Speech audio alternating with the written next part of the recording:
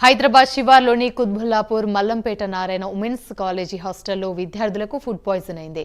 2 రోజుల క్రితం ఈ ఘటన జరిగింది. వారిని చికిత్స నిమిత్తం నిజాంపేట్ ఎస్ఎల్జీ ఆసుపత్రి తరలించారు. కళాశాల యాజమాన్యం తల్లిదండ్రులకు సమాచారం ఇవ్వడంతో అస్వస్థతకు గురైన విద్యార్థులను ఇళ్లకు తీసుకుని వెళ్లారు. విషయం తెలుసుకున్న ఫుడ్ ఇన్స్పెక్టర్ బృందం కళాశాలలో వంటగదిని తనిఖీ చేశారు.